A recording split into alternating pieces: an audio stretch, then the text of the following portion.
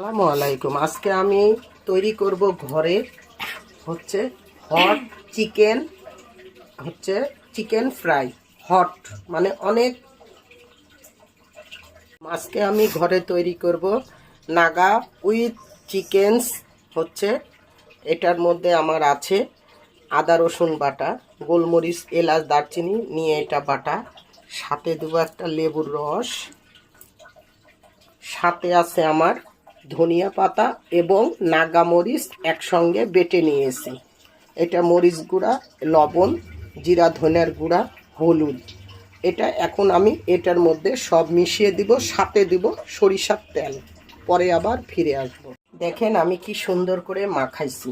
যেহেতু এটা Naga with chicken fry আর কি, এই জন্য এটার মধ্যে ঝাল ঝাল বেশি থাকবে আর কি। এই ঝালটা খেতে অনেক টেস্টি লাগবে। সাথে আপনারা সরিষার তেলটাও দিয়ে দেবেন। নাগা মরিচ তো অনেক ঝাল ভিউয়ার্স, আপনারা এইভাবে করে নাগা মরিচ, ধনিয়া পাতা, নাগা উইচটা খেয়ে দেখবেন। চিকেনটা অনেক টেস্টি, অনেক টেস্টি। আপনাদেরকে চিকেন ফ্রাই দেখাইছি, আজকে আবার আর এক রকমের আমি নাগা উইচ চিকেন ফ্রাইটা দেখাচ্ছি। কারণ এটাকে আপনারা ভিউয়ার্স একটু পাটাতে থ্যাতলিয়ে নেবেন, তাহলে কি হবে, ভিতরে মশলাগুলো ঢুকবে, খেতে ভালো লাগবে। আমি দেখেন সব তুলে ফেলেছি, ভিতরের যে হাড্ডিগুলো সেগুলোও আমি খুলে ফেলেছি ভিউয়ার্স। এগুলাকে সম্পূর্ণ থ্যাতা করে নিয়েছি। এবার এটাকে আমি আধা ঘন্টার মতো রেখে দেব, পরে আবার ভাজার সময় আপনাদের মাঝে চলে আসব।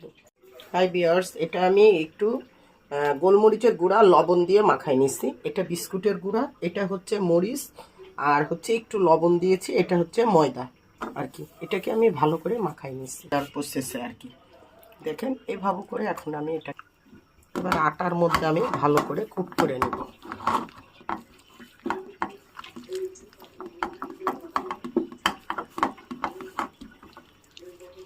এবার আমি ডিমের মধ্যেও দিব আর কি,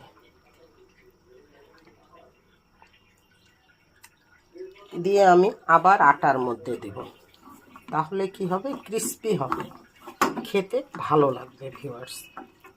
এবার আমি বিস্কিটের গুঁড়ার মধ্যে আবার আমি ডিম দিয়ে এটা মাখাই নিব।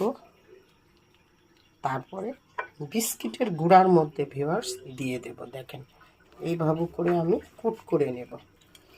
আপনারা এভাবে নাগা উইথ চিকেনটা ঘরে তৈরি করবেন, খেতে ভালো লাগবে।